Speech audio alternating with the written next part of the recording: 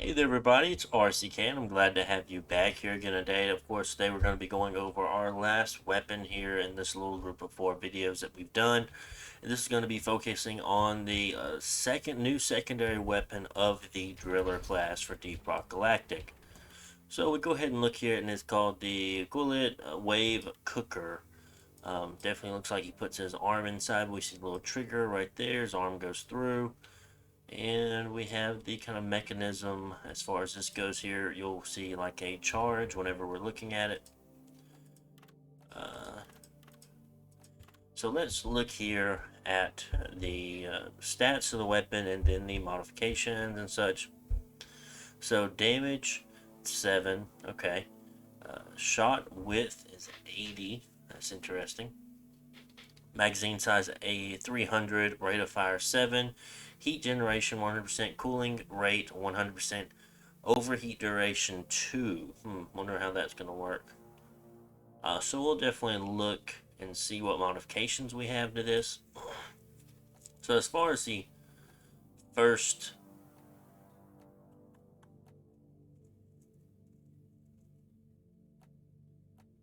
as far as the first set of modifications here, we have the convex lens, we have the magnetron tube, and then we have the concave lens. Concave lens that curves the microwaves outward and increases their impact radius, adding 100 to the shot width, definitely widening the shot there. Then we have a magazine size increase. Hmm. So it does increase the total ammo, and then your lens will just increase the damage by 2. Honestly, I feel like for the best thing you're going to get here is going to be the magazine size or your total ammo increase. Next, we have the second row of modifications, and this is heatsink, larger power supply, and thermoelectric cooler.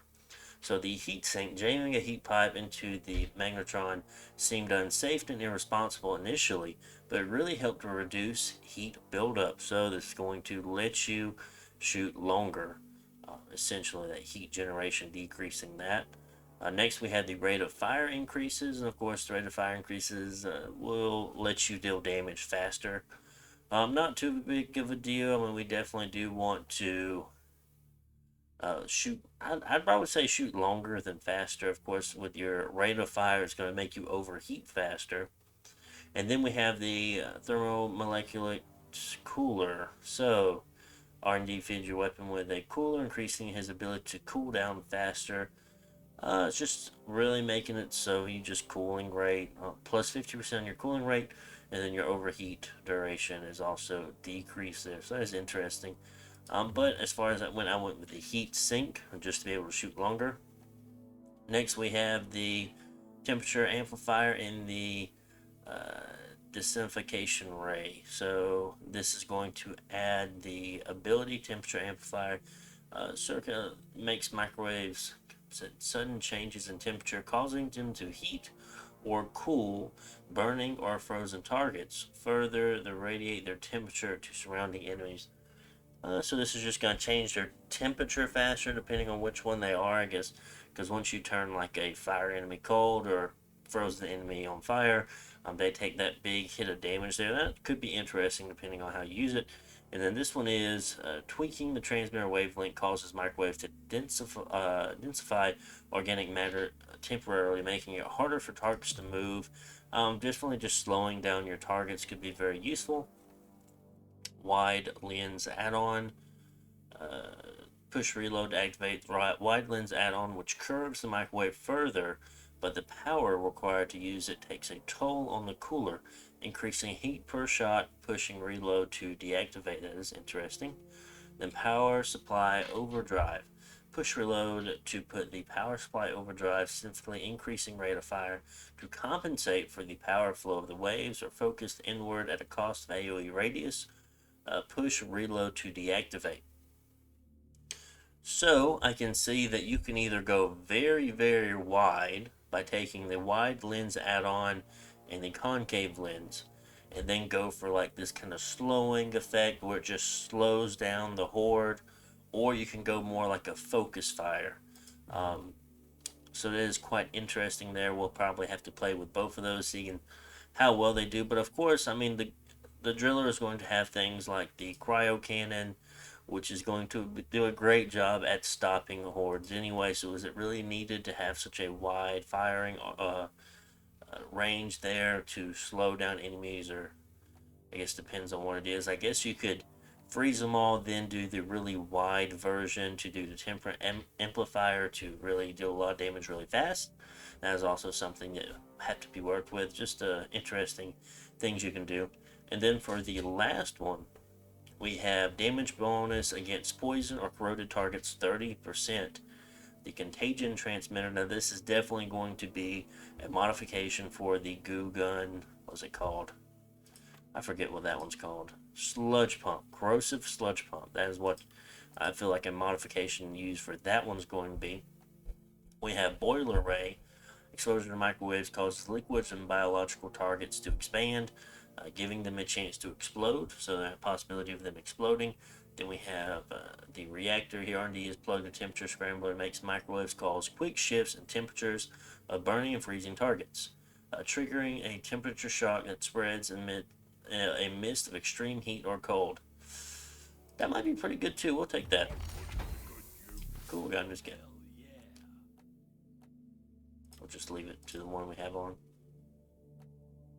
Where is... It's not showing it. Strange. So yeah, that's what we're going to go with here.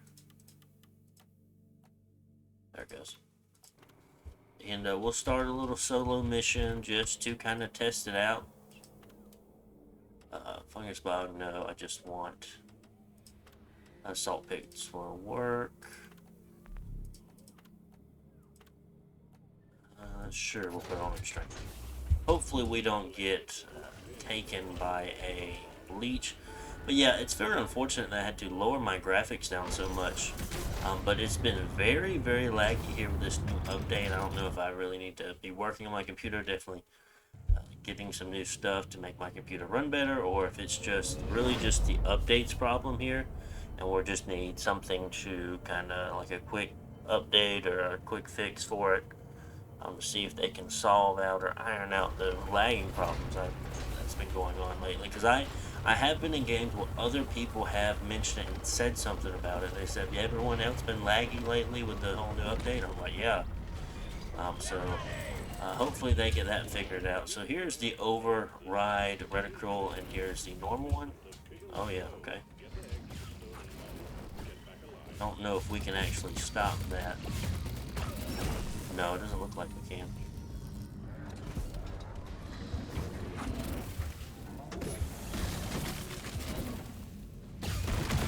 Oh yeah, okay.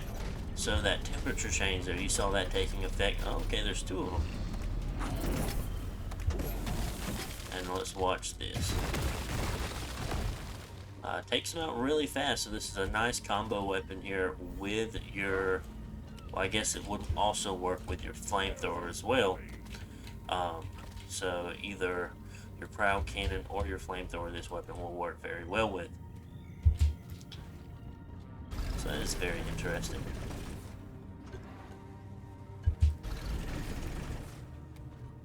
See if we can get a horde after us. Oh, there's a plant over there, a hauler, a warden. Lots of things in here, lots of things. Spitter over there.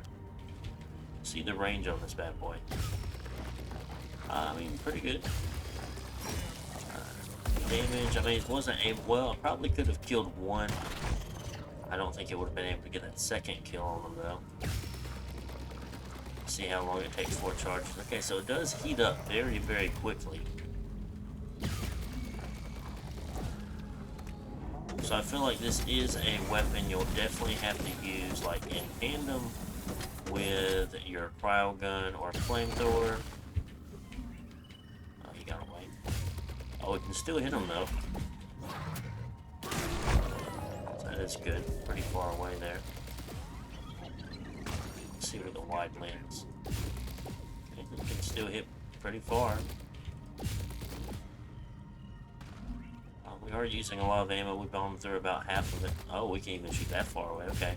Because at first I thought there was a possibility that this is kind of going to take away your, the kind of range that you have, of course, because your pistols shoot pretty far. Your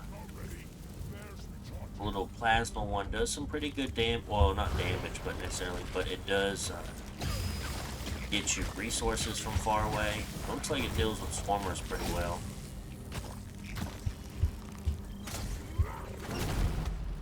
Oh, that's great. So it is very interesting there, for sure. Let's go down one of the other caves.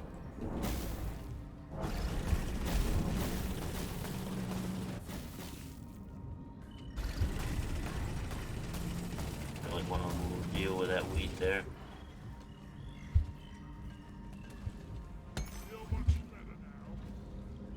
Let's go that way. So yeah, at first I thought maybe it was going to take away some of your long distance shooting with your Sabata pistol, which isn't that great at long distance. Oh, it's the same one. Isn't that great at long distance, but still taking your long distance away is very painful since cryo gun doesn't shoot that far. Yeah, you're just not very good at long range missions there. Of course, if the Mactera get close, you're able to hit them with a cryo gun and freeze them, but I mean, if they're not, if they stay a decent distance away, they'll probably end up killing you. But with this gun here, like I said, it shoots pretty good. It shoots pretty far. So it's not bad, but I do see that the ammo is going very, very quickly. So of course, I think you definitely need to freeze and then shoot. In order to save up on your ammo.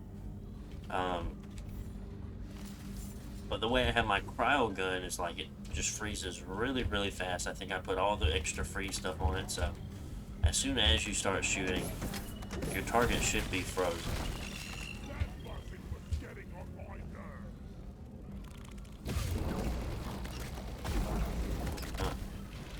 No, that's really, see, like the Mactera damage is pretty good. It's not the worst, but it is okay.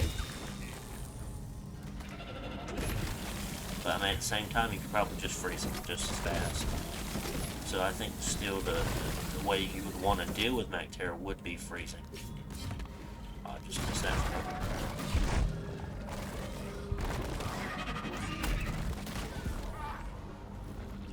Let's see, let's get a wide arc. It's slowing them down some. Got a couple of kills there. Just trying it out, but we are about out of ammo.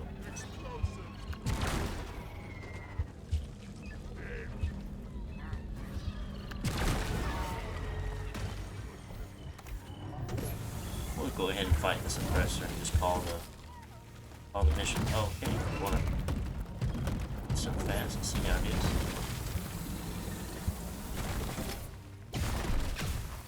I really didn't do too much damage to him there. Oh, because he's not freezing so fast.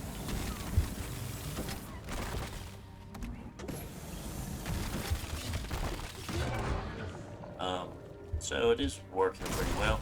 If anyone doesn't know, actually, if you do have your vampirism perk onto your driller, any drill damage he does to a frozen target, anytime you hit a frozen target, power attack a frozen target, that you'll kill very, very quickly, you will get 5 HP off of every one of those. Every time you throw your axe at an enemy and kill them, you will also get 5 XP. I don't know if it works for loot bugs. It does not work for loot bugs. But as far as all the other enemies go, you will get that against them. So that's all we have going on there, guys. Definitely, I do feel like there's a way for you to use this gun with your other weapons. Of course, they made it very kind of inclusive to be able to use it, or diverse almost, I'd say. Meaning that you are able to use it with your flamethrower, you're able to use it with your cryo cannon, you're able to use it with your sludge bomb. And it's still going to be a pretty good gun, especially at dealing damage. And I can see why they gave the damage boost to the sludge pump versus any of the other ones, is because when you're using a crowd cannon, you freeze it. They're going to be taking so much damage anyway. Um, in the sludge pump, yes, they're going to be taking damage, but it's going to be slower damage. They're not going to get that bonus off of starting to shoot them. They're not going to have that temperature change, and I feel like that's why they went with the damage bonus there for the sludge pump gun versus the crowd cannon or the flamethrower. So that is interesting to think about. And that's all. I haven't picked up any overclocks from yet. I need to do the matrix missions to get those and start finding some.